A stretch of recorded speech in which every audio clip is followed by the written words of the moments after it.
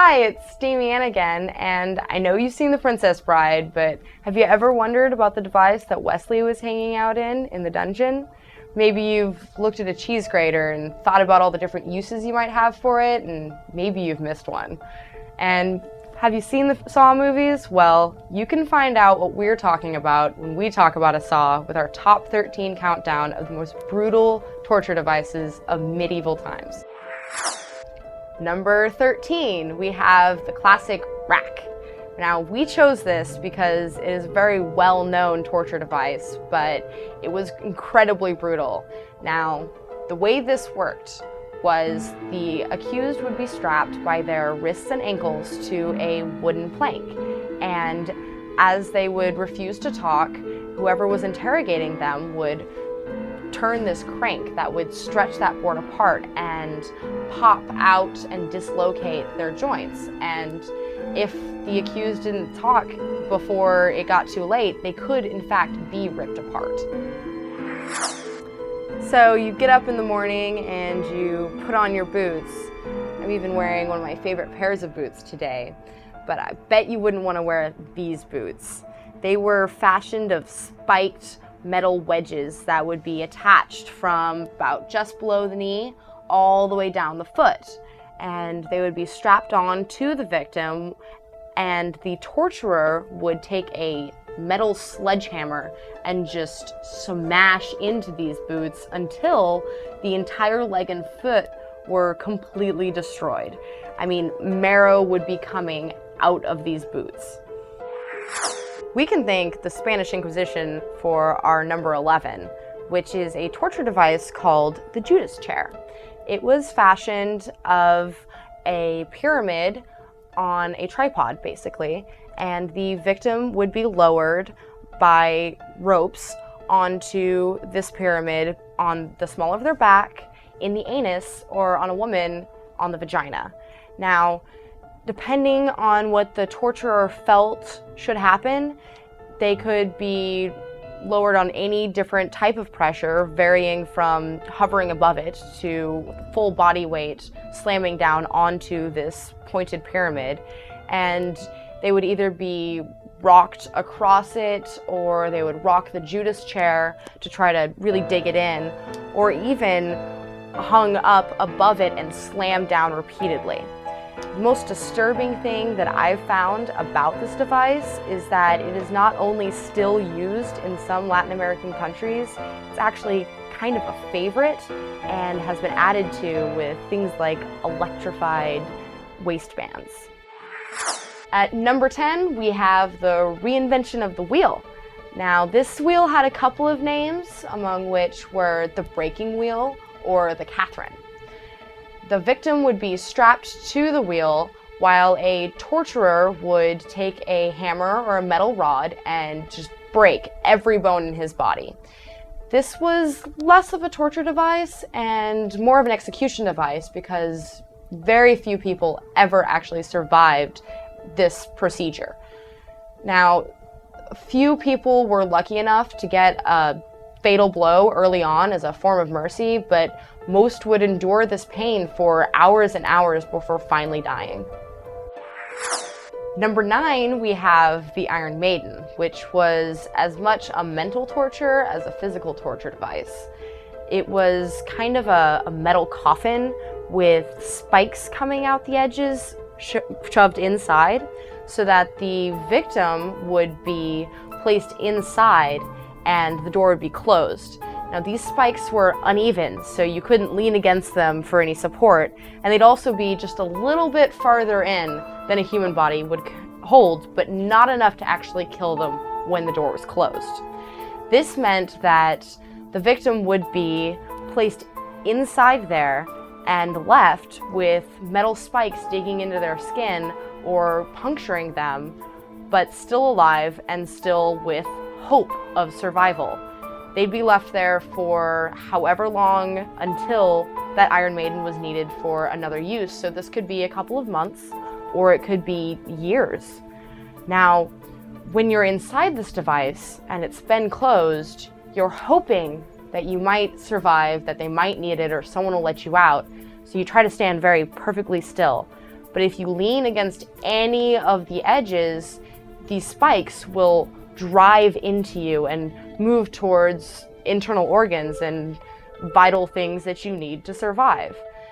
The thing that would kill these people was not the door closing or these spikes drilling into them. It was exhaustion, because their knees would slowly give out and they would slump against the side and end up killing themselves. A few brave souls would be able to throw themselves against the door or the back and kill themselves before they had time to endure this long, horrible death. Number 8, we have another gift from the Spanish Inquisition called the Inquisition Chair.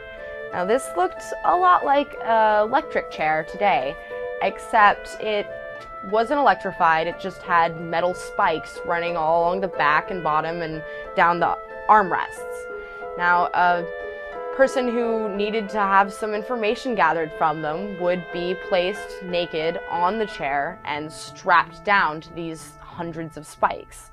And if they weren't talking after that, the Inquisitioner would press on them and push them into the chair, or even, if necessary, heat up the spikes so that not only would it jab into their flesh, it would also start to roast their skin.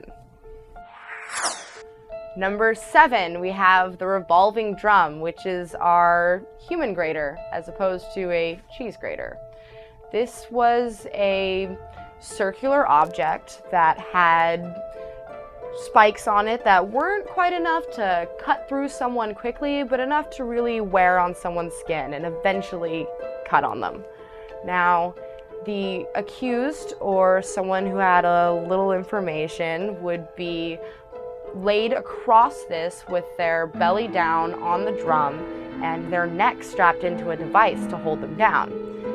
The torturer would ask them a question, or just to get things started, kind of crank on a wheel that would turn the drum, and it would wear at the skin and slowly grate away into their flesh.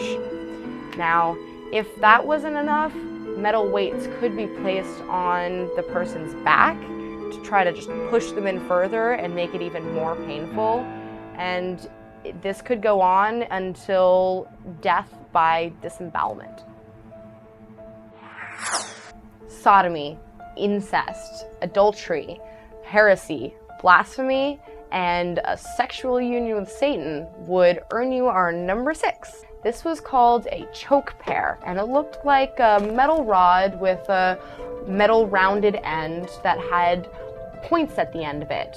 And it would be inserted into the victim's mouth, anus, or vagina and expanded slowly like a beautiful flower.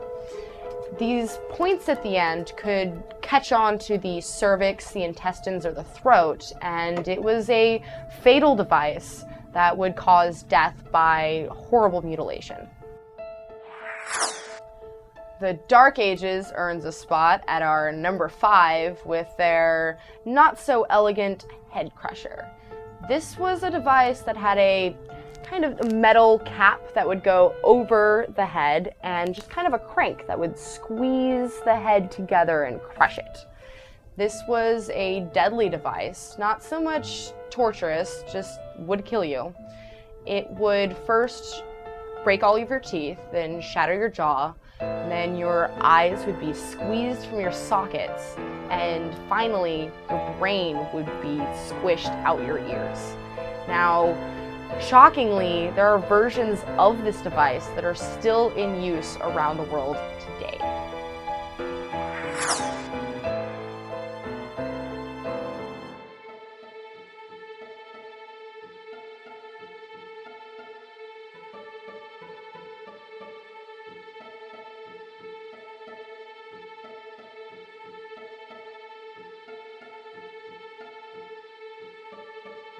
Number 4, we have a personal favorite of mine. This was a contraction device born in the 1500s through, of course, the Inquisition. And it would force the accused into a crouching position with their knees on their chest, kind of in a fetal position.